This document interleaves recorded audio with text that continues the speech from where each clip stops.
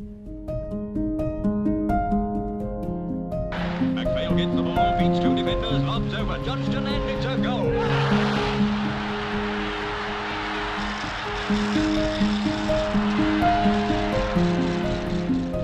Celtic corner kicks. Gallagher.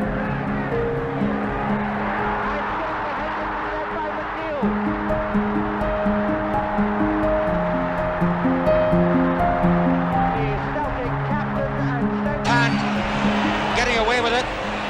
Brownlee heading. That's Deans. Elliott is out of his goal. Deans has the ball at his foot. Elliott re-tackling. Deans scores. Deans has made it 3-1. It's Deans running somersault. What a moment of...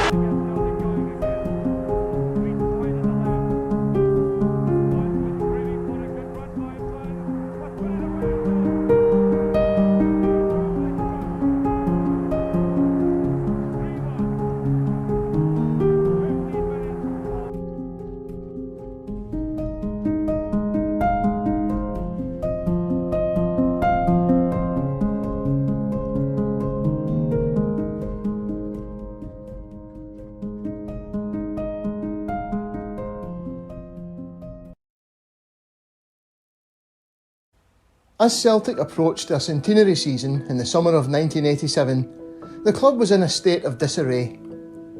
Manager Davy Hay, who had been at the club for 4 years and had won the Scottish Cup in 1985 and the Premier Division in 1985-86, had been ignominiously sacked. In those 4 seasons, the board had allowed him to make only one major signing in Maurice Johnston in 1984. Apart from him, Hayes Celtic in 1987 consisted mostly of players signed by Jock Stein and Billy McNeill, and 1 or 2 graduates of the youth system. After he was finally allowed to spend serious money again on Mick McCarthy from Manchester City, he was sacked weeks later before McCarthy had had a chance to kick a ball. Billy McNeill returned a day after Hayes' departure, but immediately had to contend with the loss of 4 key players in Murdo MacLeod, Brian McClare, the aforementioned Johnston and Alan McInally, who all walked out under freedom of contract, signing for Borussia Dortmund, Manchester United, Nantes and Aston Villa respectively. On top of this, the veteran but still hugely influential Danny McGrain had been released at the end of season 1986-87 in a typically botched decision that denied him the opportunity to say his farewells to the fans on the pitch. McNeill had a formidable task ahead of him, and before the season kicked off, signed right back Chris Morris from Sheffield Wednesday, young striker Andy Walker from Motherwell, and veteran goal-scoring midfielder Billy Stark from Aberdeen. All 3 would prove successful signings, but there was no immediate rise in optimism when the final pre-season friendly was lost 5-1 at home to Arsenal. As Celtic struggled to regroup from a disastrous pre-season, their task was made all the harder by the opposition in the shape of Graham Souness's Rangers, who were spending huge sums of money on English players, lured north by the prospect of European football while English clubs were banned following the Heysel Stadium disaster at the 1985 European Cup final, and wages that matched anything on offer in the Football League. They already had England internationalists Chris Woods, Terry Butcher and Graham Roberts in defence, and over the course of season 1987-88 signed Mark Falco, Richard Gough, Trevor Francis, Ray Wilkins, Mark Walters, Jan Bartram and Ian Ferguson, amongst others. Despite this, Rangers lost 3 of their first 5 league games, and Celtic got off to an impressive start to set the tone for the season. To the corner.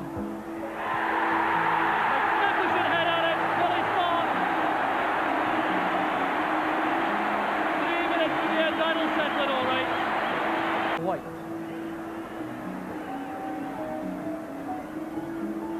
Burns. Next day. Aiken on the right this time. Andy Walker. It's Andy Walker who gets his second of the match. That's a bad ball by Nicholl. Only putting pressure on his own defence. There's a nice dummy, Billy Stark has scored. Billy McNeill said there was always a fairy tale element about Celtic, And the Centenary season seemed to galvanise everyone, from the board and the management team to the playing staff and fans, and a league title win that seemed barely possible in August soon became their relentless focus. There were a few wobbles along the way, and record signing Frank McAvenny made a slow start to his Celtic career, not helped by a red card and a 2-2 draw at Ibrox in October that ultimately led to a Sheriff Court appearance alongside Chris Woods, Terry Butcher and Graham Roberts on breach of the peace charges. The case of Goldilocks and the Three Bears turned out okay in the end for McAvenny, who was the only one of the four found not guilty. But his season, and Celtic's, was put right on track by his winner at Pittodrie on the 31st of October. Quick, Connor being careful, and he wasn't careful enough. It's McAvenny! Frank McAvenny picks up that gift goal for Celtic. 19 minutes from the end, Celtic go Another ahead. huge boost was the signing of the hugely promising Joe Miller, who made a scoring debut in a 5-0 win over Dundee on the 14th of November 1987. Celtic carried on remorselessly in the league, with notable wins at Tannadice on Boxing Day with a late winner from Miller, and a Frank McAvenny double in a 2-0 win over Rangers on the 2nd of January, inspired by the majestic Paul McStay, who had now become consistently the player he had always threatened to be. The Rangers defence caught wide open. Brilliant play from midfield, and Celtic are in the lead.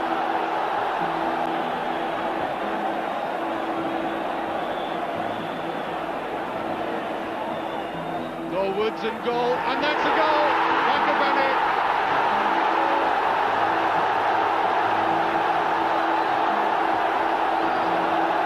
Next day, two men waiting in the box. The decisive match in the league campaign was probably the 2-1 win at Ibrox in March, which was played on a Sunday and was the only league match broadcast live on television that season. After that, it was a matter of when, not if, the league would be won, as Rangers imploded in the aftermath and actually finished in third place behind early pace setters Hearts. There's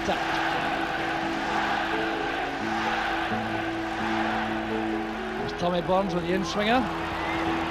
It's in! It's come off Andy Walker. The header was by Rogan, but Walker got the last touch. 11 minutes from time, Celtic go in front once again, and it came from... The big day arrived on the 23rd of April 1988.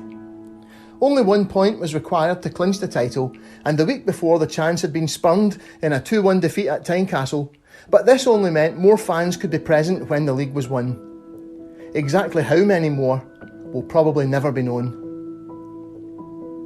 2 weeks before, Celtic had beaten Hearts in an incredible Scottish Cup semi-final at Hampden, where they had gone into the final 3 minutes a goal behind, before Hammer of the Hearts Mark McGee grabbed an equaliser and Andy Walker crashed home a winner before the celebrations for McGee's strike had time to die down.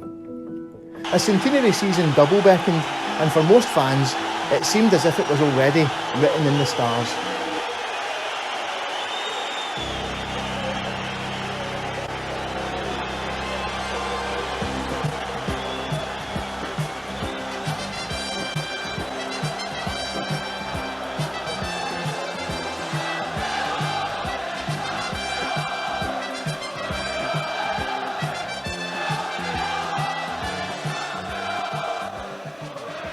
They have come from all round the country. I would put them about 45,000 strong at the moment, just before kick-off. Celtic supporters making the not too ridiculous assumption that today Celtic, after a long, hard season, will clinch the Premier Division Championship. The atmosphere inside this ground is of a cup final, and I don't think you can speak any higher of the undying affection of these supporters, that they've followed them all around the country. And here are the object of their affection, the Celtic side. Celtic's average home attendance since the turn of the millennium has been well over 50,000. But it might surprise fans who are too young to remember the 1980s that this kind of attendance was exceptional in that era, with only derby matches against Rangers and the occasional European tie attracting anything like that figure.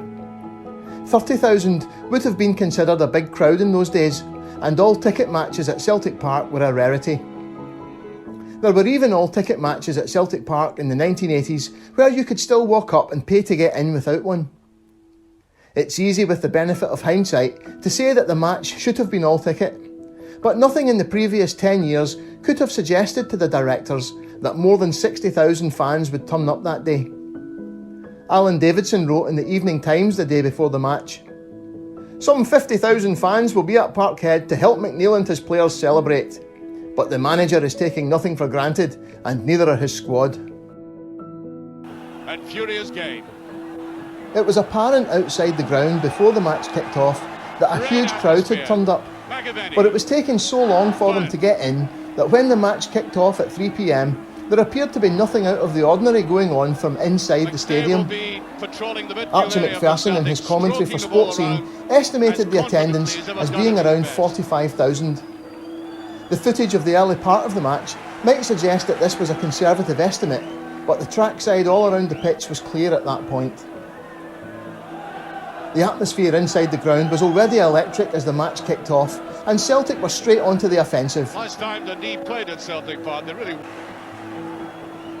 Well, Joe Miller has come right across. They made a the dream goal start line. when He is fullback on Chris goal line now, Morris coming popped back up in the from it. box to slam home a rebound and put Celtic ahead after just 3 minutes. Get on with it, move about. Morris had been one of Billy McNeil's summer signings, brought in with the daunting task of replacing Danny McGrain as first choice right back. He was one of the many success stories of the season, his boundless energy, overlapping runs and pinpoint crossing being a real feature of the Centenary side's play. But this was only his second goal for the club, the first also having come against Dundee direct from a free kick at Dens Park in February. Well, the man I mentioned who had been bought by... They pushed out Ian Angus. Dundee playing some attractive football at times. There were no further goals in the first half, but near misses aplenty at both ends, with Celtic enduring some nervy moments in defence. In one such moment, midway through the first half, fans can be seen spilling onto the track from the Celtic end of the ground, with temporary fencing already being erected to stop them encroaching further towards the goal, as pressure from fans still entering the ground forces them forward. By the end of the first half, thousands of fans had been brought onto the track along both ends of the ground, and the segregation area behind the Dundee goal was full of fans as well. By this stage, there was no disputing the official capacity of 60,800 had been exceeded by a long way. What's been given? Free kick, in fact. Free kick to Celtic, up comes McCarthy again. McCarthy's in, and it's up the line by Shannon.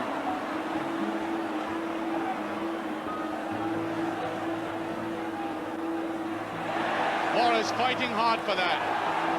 It's McCarthy, oh, that was a very good save indeed. As the second half wore on, Celtic's pressure became increasingly sustained, but with Dundee showing they could still be dangerous on the break, there was a certain tension building, despite only a draw being required to clinch the title. Dundee's keeper Tom Carson, who had looked a little suspect at the opening goal, made a string of outstanding saves, and the sense of frustration around the ground was palpable when a Joe Miller header was ruled out for offside midway through the second period. All that changed within the space of a minute as the game entered its final quarter, with Andy Walker scoring 2 quick-fire goals in the style to which the fans had become accustomed that season following his signing in the summer of 1987. Walker has done it. What a fine goal. That's it. That very quality I was speaking about just a few seconds ago, you saw at its best. The quick counter-attack. He's always going to be found when he's needed, and he was there. Carson with no chance. Delicately to the side and then bang. 2-0 with exactly 14 minutes of the game remaining. Any possible lingering doubt has been well and truly extinguished by that very fine effort. Walker again. Oh!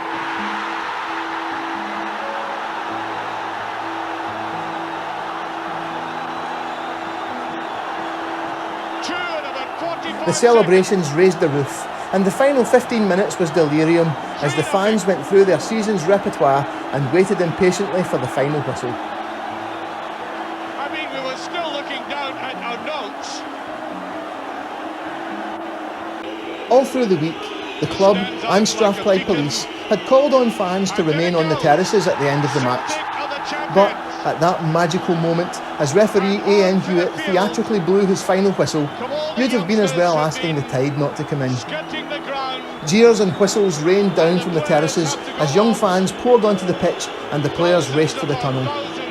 There was not a hint of violence as fans cavorted gleefully on the pitch, but no amount of pleas over the tannoy to clear the pitch, the threat that there would be no lap of honour if they didn't, and the fans still on the terracing making their displeasure known, seemed to have any effect. And I'm not sure if in fact all the players got off. They were suddenly engulfed in that tidal wave of humanity, which really is perfectly understandable. It's happened on other occasions and in other places. After about 30 minutes, the last few stragglers were finally ushered back onto the packed terracing, and in bright spring sunshine, the players were able to take their bows as the first professional club in the world to win the league title in their centenary season.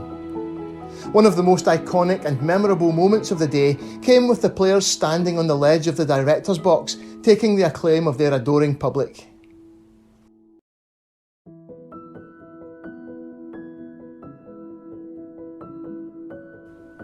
The season wasn't over yet. There were 2 more league matches to play, against Motherwell at Fir Park, where Tommy Burns captained Celtic for only the second time, and the trophy presentation day against Dunfermline back at Celtic Park for the last league match of the season, when even the Dunfermline fans joined in with a rendition of Happy Birthday Dear Celtic. Then, of course, it was all capped off with yet another last gasp win in the Scottish Cup final against Dundee United to seal a superb centenary double. Things seemed so promising that summer of 1988, but it turned out to be the end of an era rather than a beginning. The next time Celtic would win the league title would be 10 years later in an almost completed new stadium with a Dutch manager in charge of a multinational squad of players brought in by a Scots-Canadian businessman who had literally saved the club from extinction in 1994.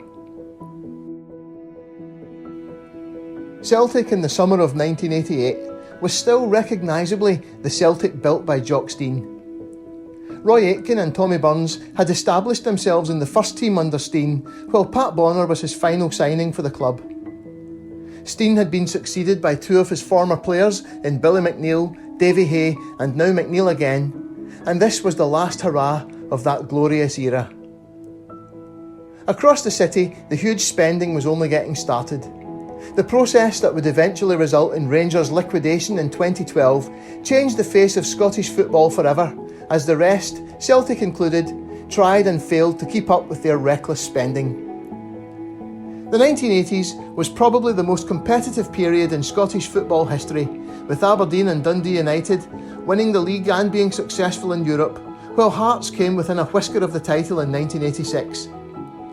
By 1998, those days were a distant memory, and Fergus McCann's arrival saw the restoration of the duopoly of Celtic and Rangers until the momentous events of 2012.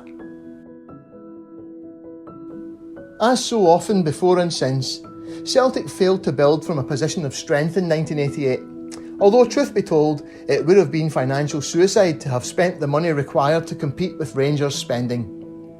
The little by comparison they did spend in the following 6 seasons was almost enough to close the club down. As the Centenary League title was clinched that sunny April afternoon, few were really thinking much about the future. They were thinking of the past. A century of achievement, a century of struggle, a century of tragedy, heartache and triumphs. They were thinking of fathers and grandfathers now gone who had witnessed greater victories and long periods of mediocrity. Some older fans in the ground that day might have remembered the utter domination of Rangers in the 1920s and 30s. Many would have still remembered the grim war years and the bleak late 1940s. Still more the depressing late 50s and early 60s, followed by the golden age of Stein's Celtic. This was a day for remembrance and a day for celebration of the remarkable story of Celtic Football Club.